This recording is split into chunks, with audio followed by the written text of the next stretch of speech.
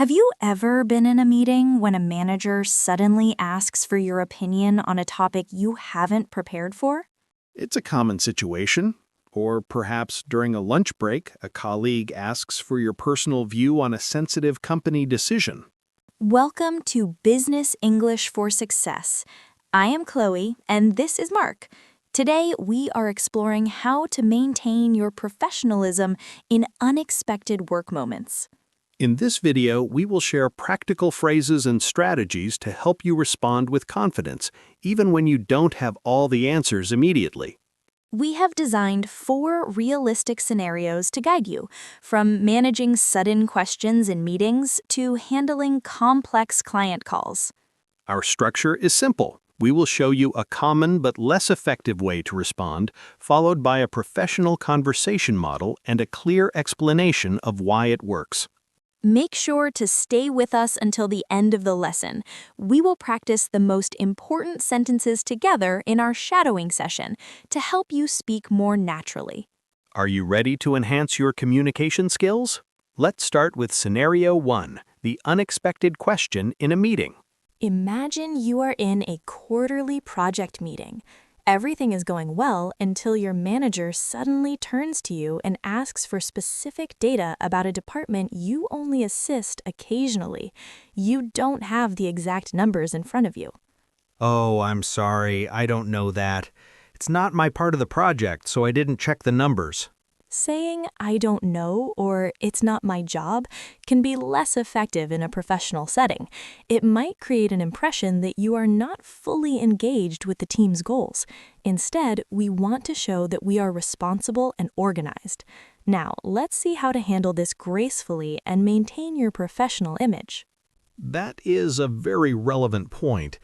While I have been supporting the team on the general workflow, I want to make sure I provide you with the most accurate data regarding those specific figures. I appreciate that. We really need those details before we make a final decision today. I understand. Let me quickly verify the latest updates with the technical lead. I will have the exact numbers ready for you by the time we reach the Q&A session at the end of this meeting. That sounds like a good plan. Let's move on to the next item for now. Thank you. I will ensure the information is confirmed and shared with everyone shortly. Great. We look forward to your update. You see, in this conversation, I used the phrase, "I want to make sure I provide you with the most accurate data."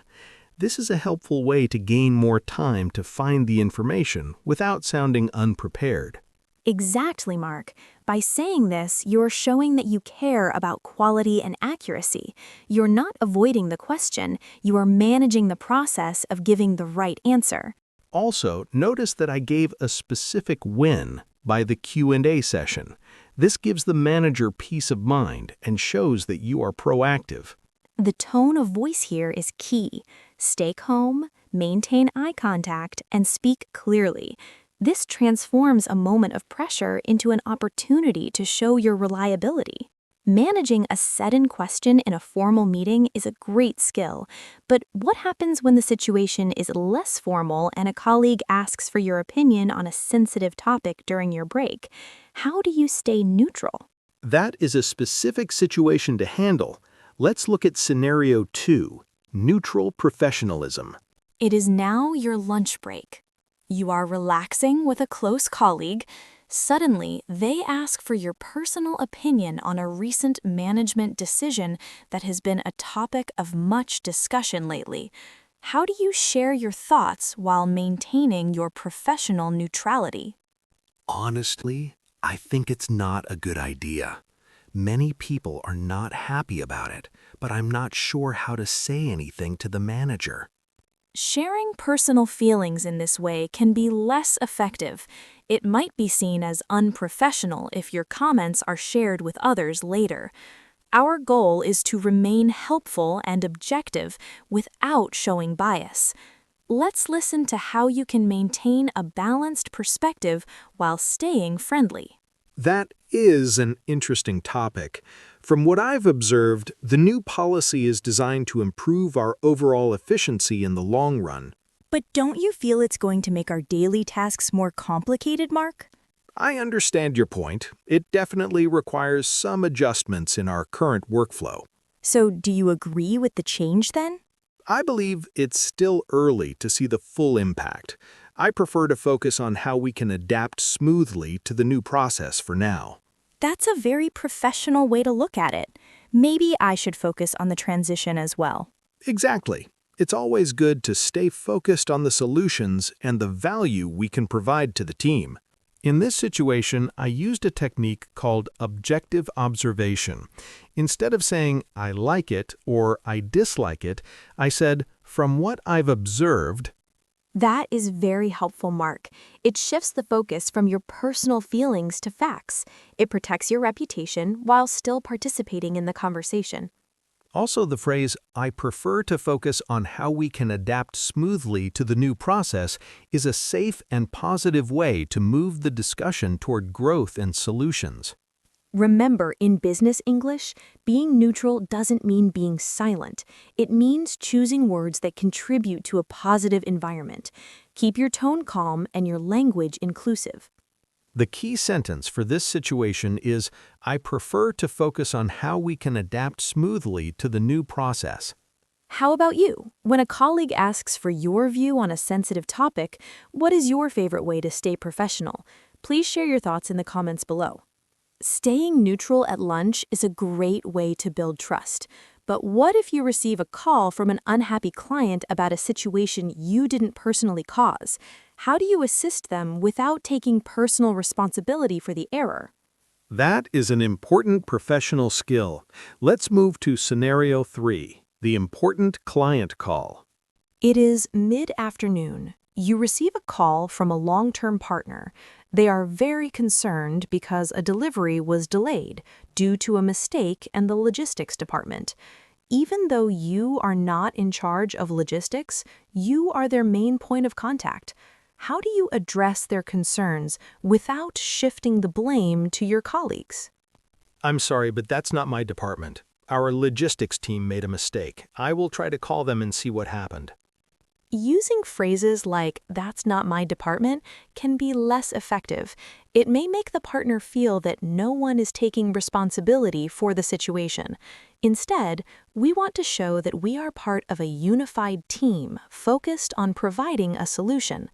Let's listen to a more professional way to calm the partner and show leadership. I understand your concern, and I appreciate you bringing this to my attention immediately. I recognize how important this timeline is for your project. We were expecting the shipment this morning, Mark. This delay is affecting our entire schedule. I hear you. I will take full ownership of coordinating with our logistics team right now to identify the current status of your delivery. Can you give me a clear update on when we can expect it? Certainly. I will personally look into the details and provide you with a comprehensive update within the next hour. My goal is to ensure we get this back on track as quickly as possible. Thank you, Mark. I appreciate you looking into this personally. It is my pleasure. I will be in touch very shortly with a solution. Notice that I used the phrase, I will take full ownership of coordinating. This doesn't mean I am saying the mistake was mine personally. It means I am taking responsibility for the solution. That is a very important distinction, Mark. By saying, I will personally look into the details, you provide the partner with a sense of security. You are moving the conversation from a problem to a coordinated action. Exactly. Also, focusing on a solution instead of blaming a department helps maintain our company's reputation as a unified team. When handling a concerned partner, your tone should be calm and reassuring. Use positive words like comprehensive update and solution to help them feel heard and respected. The key sentence for this scenario is, I will take full ownership of coordinating with our team to provide you with a solution. Have you ever had to represent your company during a difficult call? How did you handle it? Write one professional phrase you used in the comments to help our community learn together. Handling a concerned client is a sign of a true professional. But as your workday comes to an end, what if your manager approaches you with a question about your future career plans or offers a complex new project? How do you stay flexible but cautious? That is the perfect way to wrap up a day. Let's move to our final scenario, the career discussion. It is almost the end of your workday. You are preparing to leave when your senior manager walks by and asks a spontaneous question about your long-term career goals, or perhaps invites you to lead a complex new project starting next month. You want to show enthusiasm, but you also need time to think before giving a final answer. Oh, I'm not sure yet. I haven't really thought about it. Maybe I can do it, but I have a lot of work right now. Responding with uncertainty or focus on your current workload can be less effective. It might make you look like you lack vision or are easily overwhelmed. We want to demonstrate professional flexibility, showing that you are ambitious yet thoughtful about your commitments. Let's listen to how you can express your professional interest while maintaining a careful and organized approach. Thank you for asking, Chloe. I really appreciate you considering me for such an important project. It aligns perfectly with my goal to contribute more to our team's growth. I'm glad to hear that, Mark. Do you think you can take the lead on this by next Monday? I am very interested in this opportunity. To ensure I can give this project the full attention and quality it deserves, may I review my current project timeline and get back to you with a formal plan tomorrow morning? That makes sense. I want this to be successful, so a thoughtful plan is better than a quick answer. Exactly. I want to make sure my transition into this new role is as smooth as possible for the entire team.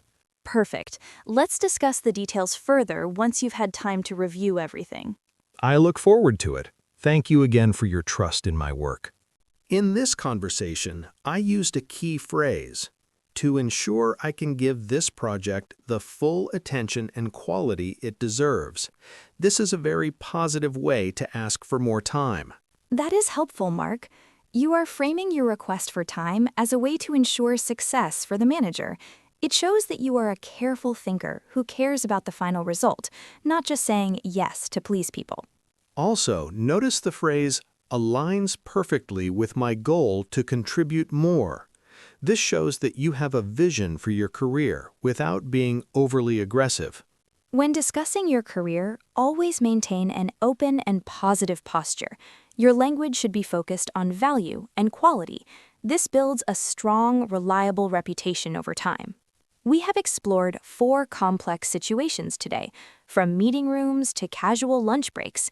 You now have the tools to stay professional.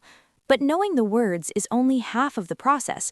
Are you ready to master the sound and rhythm of these phrases? Let's move to our most important part of the day.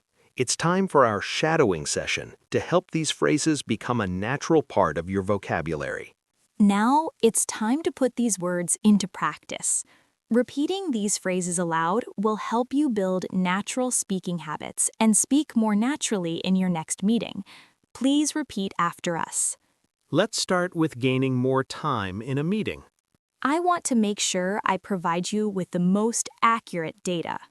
I want to make sure I provide you with the most accurate data. Excellent. Let's try the next one. I will quickly verify the latest updates and get back to you shortly. I will quickly verify the latest updates and get back to you shortly. Perfect. Now let's practice staying neutral. I prefer to focus on how we can adapt smoothly to the new process. I prefer to focus on how we can adapt smoothly to the new process. Great job. Next, taking ownership of a solution. I will take full ownership of coordinating with our team to find a solution. I will take full ownership of coordinating with our team to find a solution. Very professional. Last one, asking for time for a new project. May I review my current timeline and get back to you with a plan tomorrow? May I review my current timeline and get back to you with a plan tomorrow? Fantastic. You are doing great. Mark, we have discussed many important points today. What is your main lesson from our review of these 4 scenarios? I believe the most important lesson is that being professional is not about having all the answers instantly. It is about how you manage the questions and maintain a positive, solution-oriented attitude. Exactly. Whether you are in a formal meeting or a casual lunch break, using clear and respectful language shows that you are a reliable team member. We hope these strategies and phrases help you feel more prepared and confident in your daily work environment. If you found today's lesson helpful, please let us know which scenario was your favorite. Your feedback helps us create better content for your professional development. Thank you for joining us today on Business English for Success. Keep practicing, and we look forward to seeing your progress. Goodbye for now, and we will see you in our next video to explore more ways to enhance your career through English. Have a productive and successful day, everyone. Goodbye.